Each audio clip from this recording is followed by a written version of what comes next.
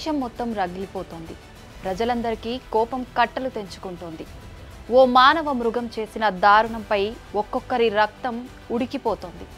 ముఖ్యంగా మహిళలకు కంటి మీద కునుకు లేకుండా చేసిన ఆ రాక్షసుడిపై జనం ఆగ్రహంతో ఊగిపోతున్నారు. కళ్ళ ముందు కనిపిస్తే తొక్కి చంపేసేలా ఉన్నారు. ఆ చీడ పురుగుకు ఉరే సరైన శిక్ష అంటూ నిరసనలు తెలుపుతున్నారు. నిర్భయ ఘటన జరిగి 12 ఏళ్లు గడుస్తున్నా దేశంలో మళ్లీ అలాంటి పరిస్థితులే ఉండటంపై బగ్గుమంటున్నారు. కొత్త చట్టాలు ఎన్ని వచ్చినా మహిళలకు రక్షణ లేదంటూ ఆందోళనలు చేస్తున్నారు. మమ్మల్ని బతకనివ్వరా అంటూ పాలకులను దేశ ప్రజలు ప్రశ్నిస్తున్నారు. ఎన్నాళ్లు తమపై అఘాయిత్యాలు చేస్తారంటూ మండిపడుతున్నారు.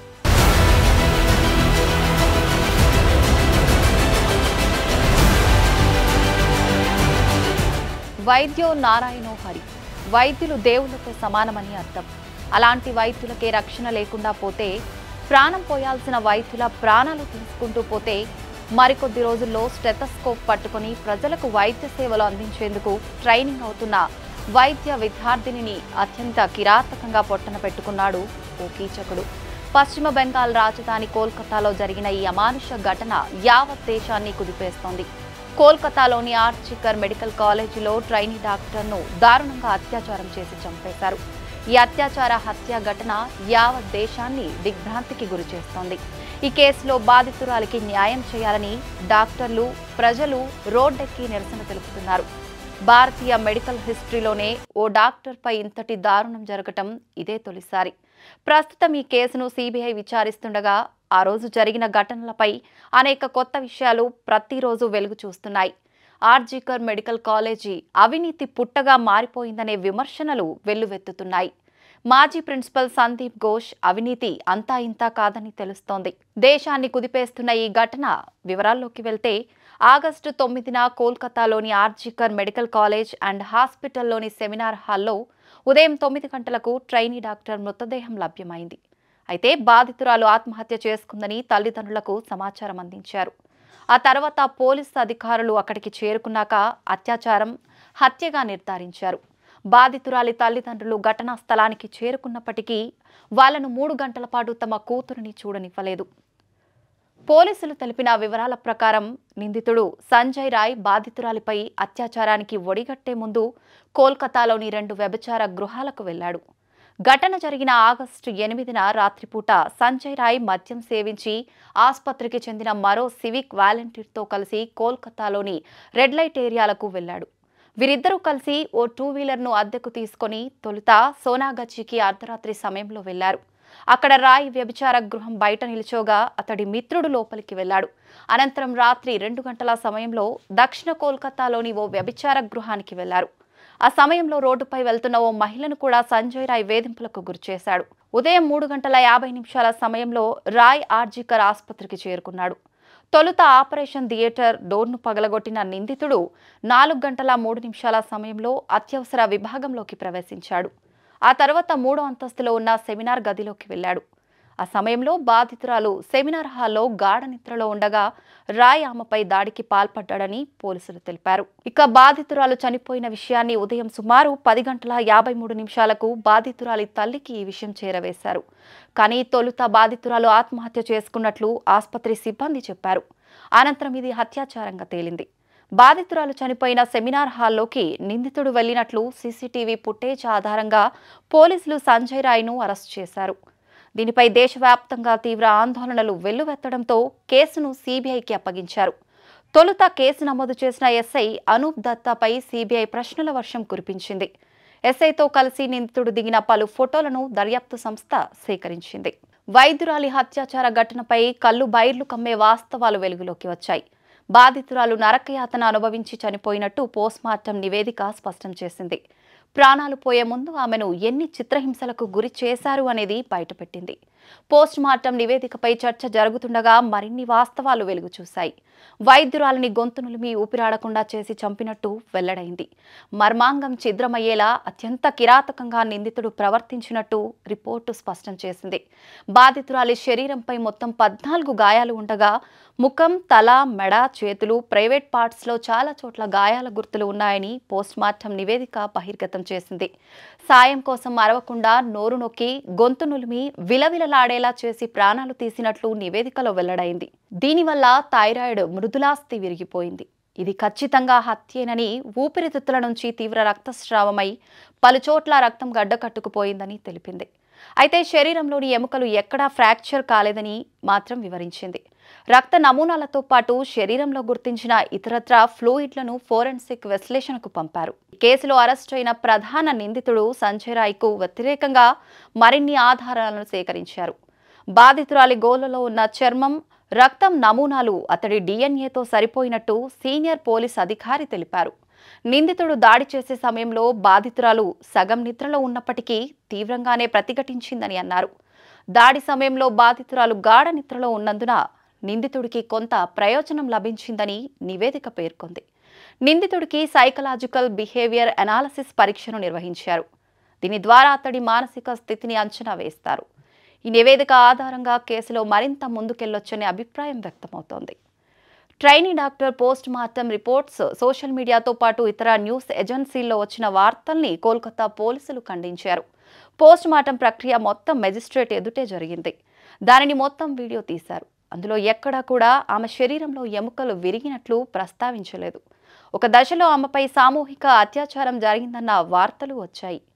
ఆమె శరీరంలో 150 మిల్లీగ్రాముల వీర్యం ఉన్నట్లు పోస్ట్ మార్టంలో గుర్తించారని, వాటి సారాంశం ఆమె తల్లిదండ్రులు కోర్టులో వేసిన పిటిషనే ఈ సమాచారానికి మూలమని పలు కథనాలు ఊటంకించాయి.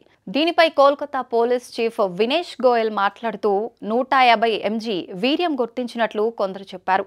వారికి ఇలాంటి సమాచారం ఎక్కడ దొరుకుతుందో తెలియటం లేదు. ఇది మీడియాలో వివిధ రూపాల్లో చక్కర్లు కొడుతోంది. ప్రజల్లో గందరగోళం సృష్టించేందుకే ఇలాంటి ప్రయత్నాలు జరుగుతున్నాయని ఆయన అసహనం వ్యక్తం చేశారు.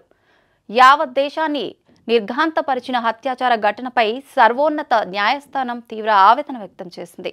ఈ కేసును సుమాటోగా తీసుకున్న సుప్రీంకోర్టు ఆర్జీకర్ వైద్య కళాశాల ఆసుపత్రిలో జరిగిన ఈ ఘటనను అత్యంత పాశవికం, భయంకరమైందిగా పేర్కొంది. కేసులో ఎఫ్ఐఆర్ దాఖలు చేయడంలో జరిగిన అసాధారణ జాప్యంపై పశ్చిమ బెంగాల్ ప్రభుత్వాన్ని తప్పుపట్టింది. నేరస్థలం సంరక్షణలో వైఫల్యానికి పోలీసులను నిలదీసింది. వైద్య కళాశాల ప్రిన్సిపల్ వ్యవహరించిన తీరుపై మండిపడింది. వైద్య సేవల రంగంలో పనిచేస్తున్న మహిళలు, యువ వైద్యులు, సిబ్బంది భద్రతా విషయంలో సంస్థాగత లోపాలు ఉన్నాయంటూ ఆందోళన వ్యక్తం చేసింది. ఈ కేసుకు సంబంధించిన పూర్తి నివేదిక సమర్పించాలని బెంగాల్ ప్రభుత్వాన్ని ప్రధాన న్యాయమూర్తి జస్టిస్ డివై చంద్రచూడ్ నేతృత్వంలోని ధర్మాసనం ఆదేశించింది. ఆర్జీకర్ మెడికల్ కాలేజీలో ఘటన జరిగిన తర్వాతి పరిణామాలపై సుప్రీంకోర్టు ఆగ్రహం వ్యక్తం చేసింది. College principal doctor Sandeep Ghosh దీనిని ఆత్మహత్యగా చిత్రీకరించే ప్రయత్నం చేశారని, అంత ఘోరం జరిగితే ఆత్మహత్య అని ఎలా చెప్పారు అని సుప్రీంకోర్టు ప్రశ్నించింది. మృతదేహాన్ని కుటుంబ సభ్యులు అప్పగించిన చాలా గంటల తర్వాత ఎఫ్ఐఆర్ నమోదు చేయడంతో పాటు తల్లిదండ్రులను 3 గంటల పాటు కూతురిని చూసేందుకు ఎందుకు అనుమతించలేదని న్యాయమూర్తి ప్రశ్నించారు. పోలీసులను బెంగాల్ ప్రభుత్వం వ్యవహరించిన తీరును సుప్రీంకోర్టు తప్పుపట్టింది.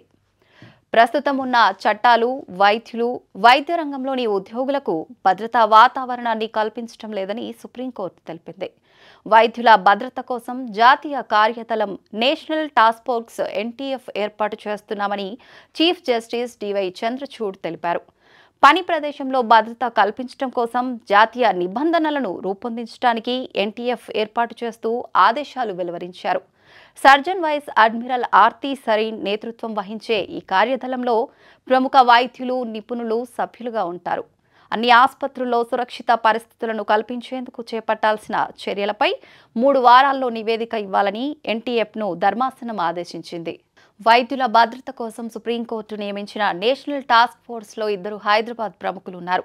ఒకరు AIG hospitals chairman doctor D Nageshwar Reddy కాగా మరొకరు Delhi AIIMS director doctor Srinivas. వీరితో పాటు doctor Pratima Murthy, doctor Govardhan Dutt, doctor Soumitra Rawat, professor Anita Saxena, professor Pallavi Saple, doctor Padma Srivastava NTF సభ్యులుగా నియమితులయ్యారు. కేంద్ర కేబినెట్ కార్యదర్శి, హోంశాఖ కార్యదర్శి, ఆరోగ్య కుటుంబ సంక్షేమ శాఖ కార్యదర్శి, జాతీయ ఆరోగ్య కమిషన్ చైర్పర్సన్, జాతీయ పరీక్షా మండలి అధ్యక్షుడు సభ్యులుగా ఉంటారు. హాస్పిటల్స్లో వైద్యుల భద్రతపై సుప్రీంకోర్టు కీలక సూచనలు చేసింది.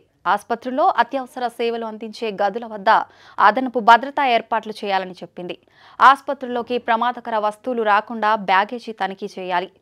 పేషెంట్లు కాకుండా లోపలికి వచ్చే సందర్శకుల సంఖ్యపై పరిమితి ఉండాలి. రద్దీని నిర్వహించడానికి భద్రతా సిబ్బందికి ఏర్పాటు చేయాలి. వైద్యులు, నర్సులకు విశ్రాంతి గదుల వసతి కల్పించాలి. మహిళలు, పురుషులకు వేర్వేరుగా గదులు ఉండాలి.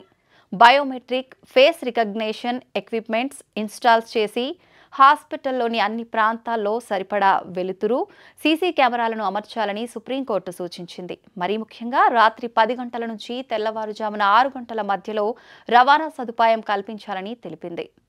ఆర్జికర్ మెడికల్ కళాశాల అవినీతి పుట్టగా మారిపోయిందనే విమర్శనలు వెల్లువెత్తుతున్నాయి. ఆ కళాశాల మాజీ ప్రిన్సిపల్ సందీప్ ఘోష్ అవినీతి అంతా ఇంతా కాదని తెలుస్తోంది. చివరికి అనాథ శవాలను కూడా సందీప్ ఘోష్ విక్రయించేవాడని, బంగ్లాదేశ్కు అక్రమంగా ఔషధాలను ఎగుమతి చేసేవాడని మాజీ ఉద్యోగి పేర్కొన్నారు. వాడేసిన సిరంజులు, ఇతర సామాగ్రిని కూడా రీసైక్లింగ్ చేసి సొమ్ము చేసుకునేవాడని తెలిసిందే. గత ఏడాది వరకు ఇదే కళాశాలలో పనిచేసి ప్రస్తుతం ముర్షిదాబాద్ డిప్యూటీ మెడికల్ కాలేజ్ సూపరింటెండెంట్గా ఉన్న అఖ్తర్ అలీ పలు విషయాలపై ఈయనపై ఉన్నతాధికారులకు గతంలోనే ఫిర్యాదు చేశారు. తాజాగా ఈ ఆరోపణలపై ఏర్పాటైన సిట్ ఇటీవల అఖ్తర్ను విచారణకు పిలిపించింది. ఆయన ఫిర్యాదుల ఆధారంగా ఘోష్పై ఎఫ్ఐఆర్ నమోదైంది.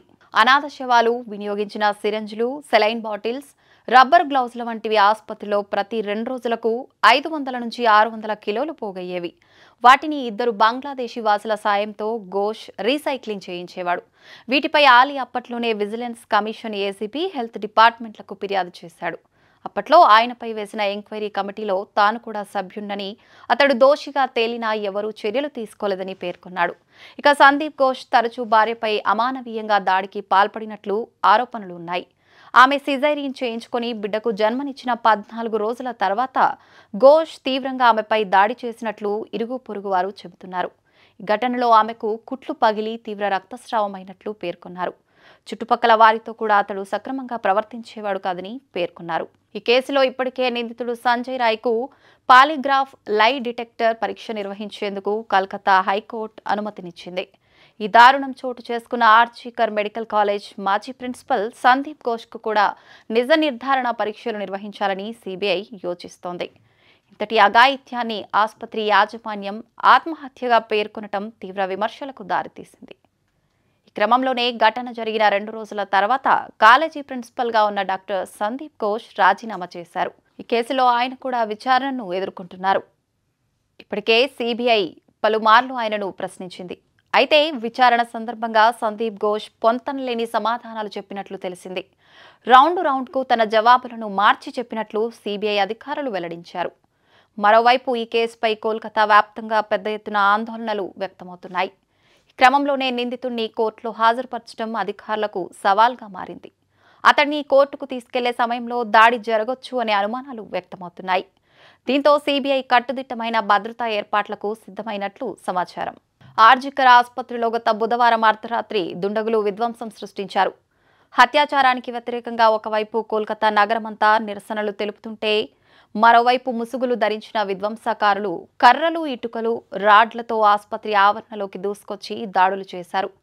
అత్యవసర గది, నర్సింగ్ స్టేషన్, మందుల దుకాణం, అవుట్ పేషెంట్ విభాగాలతో ఓపీడీతో పాటు సీసీటీవీలను ధ్వంసం చేశారు. దాడికి పాల్పడిన వారిలో ఇప్పటి వరకు పలువురిని అరెస్ట్ చేశారు.